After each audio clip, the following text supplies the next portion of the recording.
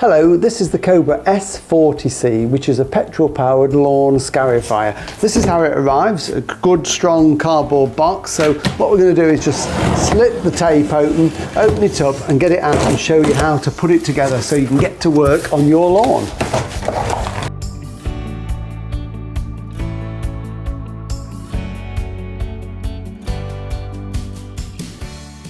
We've unpacked it now, we've got the Scarifier on the bench and we can start to assemble it. So this is the main Scarifier itself with the engine on it. We've got the collection bag here, we've got the handles that we've got to assemble, and then we've got the various nuts, bolts, wing nuts and everything we need. We've got the spare cartridge to change, which puts it from a wire tines to the solid tine, and then we've got the two manuals that you need to keep safe. One of them is for the engine and one of them is for the Scarifier itself. So the first thing we need to do is to get the handlebars on it. So a little top tip before you start to put the handlebars on is just to loosen everything off and take the wing nuts off so that you're all ready for when you come to put it together.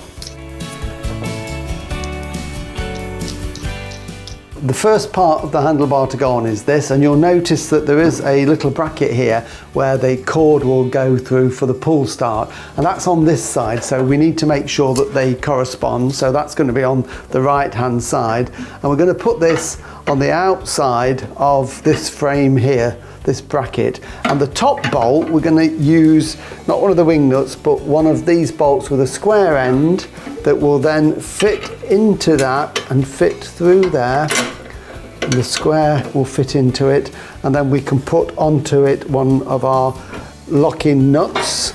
So I'm going to put one on there, just put it on finger tight to start with, and then I'm going to put the other one in position on this side just to hold it where we need it to be. So that goes into there and through the hole onto the frame. Just twist it around so the square locks in. Then we can put the little nut on there. So we can just do those finger tight to start with. And then we need the locking nuts next, or the wing nuts rather. So the wing nuts go on, and they go on from the outside through. So we're going to push that through to there. And these have got a bit of a curve on them, so they just sit in nicely into place. We then put a washer on, a flat washer, and then we can put the wing nut on. Tighten that round, nice and tight, and then we can do the same on the other side. It only takes just a couple of minutes to get it all ready with the first part of the handlebar.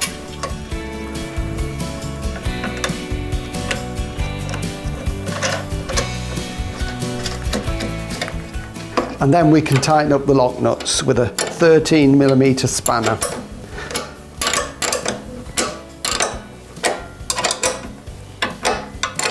Nice and tight, just double check the wing nuts tight, then repeat on this side.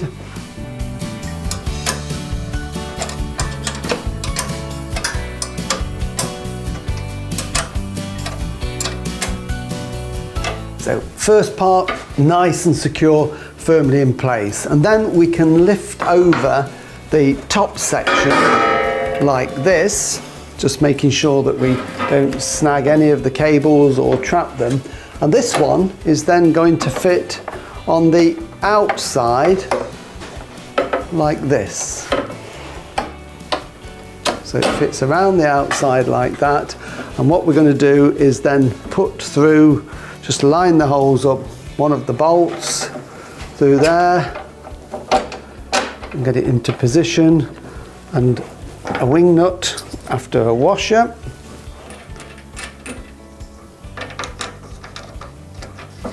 Just tighten that, and then the final one goes in on this side just here. And just make sure it's lined up. Push that through, make it in position, and then tighten it up.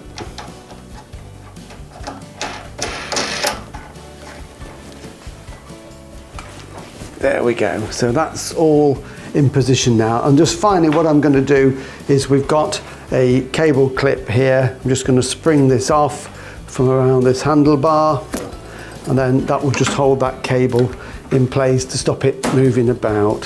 So that one is nice and secure at this side, and then we've got another one just here for this cable, so I'm just going to clip that off and just route that round there and just clip that into position, and that one's got that cable held firmly in place and stops all that moving.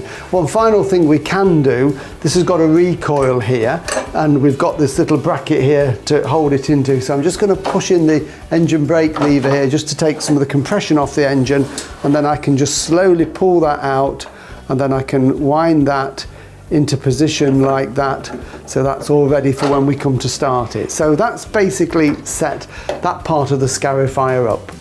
So before we take it outside and fuel it up ready for use, I'm just going to show you how you can adjust the depth of scarifying. When it arrives in the box, everything is wound down to get the machine as low as possible to get it in the box. So what we tell you to do is to wind this out. This is the height adjustment knob here, and if you turn it 10 full turns or 20 half turns up, that is about halfway. So I've turning those now like that.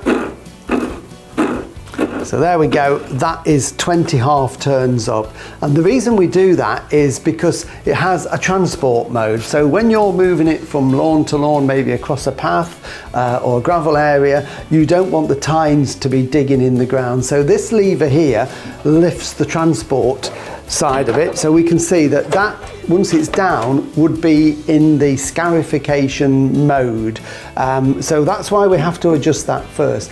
Once you've done that, you can then adjust it with this to go a little bit deeper if you want to, or if you think it's going too deep, you can wind it out a little bit more to lift the cassette with the blades on, so you're getting shallower when you're scarifying. So, but it is important that you do that first, and then when you've finished scarifying on the lawn and you want to move it off, then we move it back into this position, and the whole bed will just lift to clear the blades off the ground. The other thing I'll show you before we take it outside is how to change the cassette underneath. At the moment, and when it arrives, it's got these solid tines in there, but you can change those for the wire scarifier like this. So we're just going to take one out and pop the other one into place.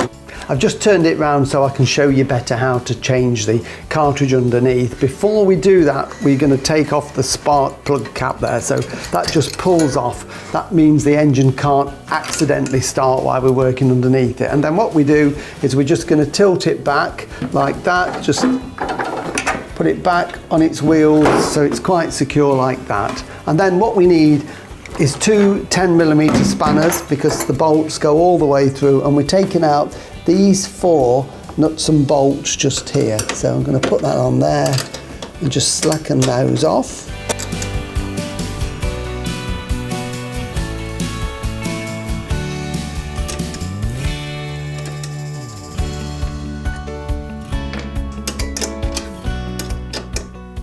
When we've got the 4 nuts and bolts out, then we can take the cap off there, and this plate slides out. I'm holding the cartridge in place with my other hand, and then it just simply just slides out like that, and it comes out as easy as that.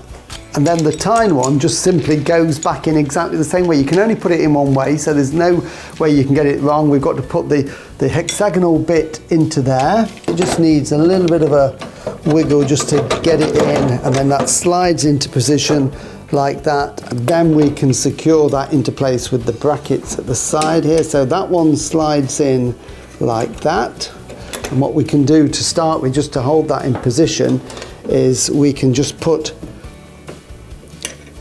one of the bolts through and just put on by finger tight one of the nuts, and again just here, so that just holds that into position. And then this is also a cover just to protect the bearing here. So then what we have to do is to line everything up, just push that into place so that those holes line up like that. So push the bolt through from that side, and then we can put a little nut on there. So it's all switched over now. We've taken out the solid tines, we've put in the spring tines. So what I need to do is just tighten up these nuts and bolts really securely, and then we can take it out and we'll put oil and petrol in and we'll show you how to start it. The oil filler is here at the front of the engine block, and it's also the dipstick, quite a short little dipstick there. And so we're going to put that nice and safe. The oil is provided with the Scarifier. This is a 4-stroke engine oil. It needs 600 millilitres in this engine, and this is a 600 millilitre bottle, so I'm going to put the contents of this bottle into it. It's quite a small hole to pour into, and it's difficult to get a funnel like that. So what I'm going to do is just tip the engine back a little bit. This is fine to do when you're first filling it, like that. There's no petrol in it or anything at this stage, so the engine can't start, and we're just going to tip that back, and then I can pour slowly the contents of this bottle, the whole 600 millilitres, slowly into there. So there we go, 600 millilitres in there. It's all drained in nicely, and then we can just pop in the dipstick. So we can now put that back into its flat position.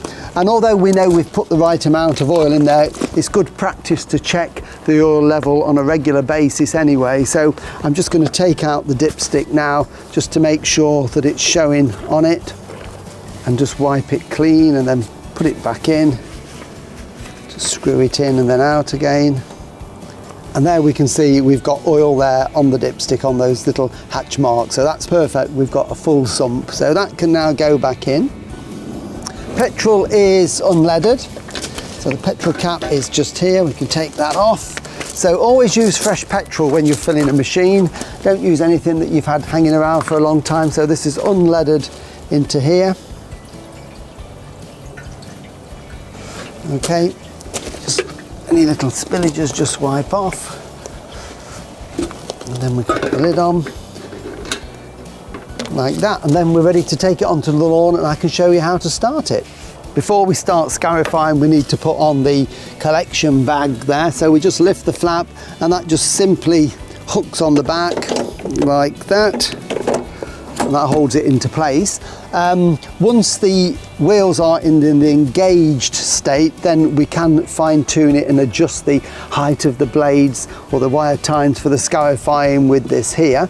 This engine has an on-off switch which is just there, so to be able to start it we've got to be on the on position, and then just around here where the carburetor and the air filter is, we've got a petrol fuel tap, so we need to make sure that the fuel is on. Again, when you're finished with it for storage, you can turn the fuel off if you wish to, and we've also got the manual choke there, so we need to put the choke on. And remember, if you've had the spark plug cover off to change the cassette or to do anything on the engine, make sure that that's back in position, otherwise it will never start. When we get to the top here, we've got this handle, which is the engine brake handle, so that needs to be pulled back before we can start the engine.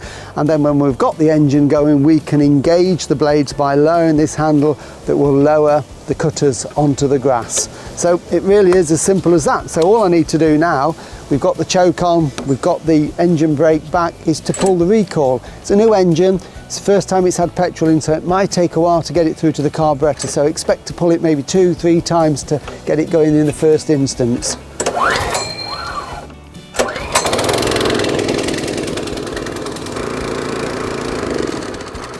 And to stop the engine, we just release the lever here. And of course, when you're starting from cold on the choke, once the engine is firing, we can gradually turn the choke off to get the engine running as normal. So there it is, very easy to set up. It will make a marvellous job of scarifying your lawn. And remember, refer to the manuals, the one on the Scarifier for any adjustments or changing the cartridges, and there's also the engine manual, so you can look after that as well. So enjoy scarifying, and I hope your lawn's in great condition. Remember to register your Cobra online at www.cobragarden.co.uk. Always have your Cobra serviced regularly. Check the website for your nearest dealer.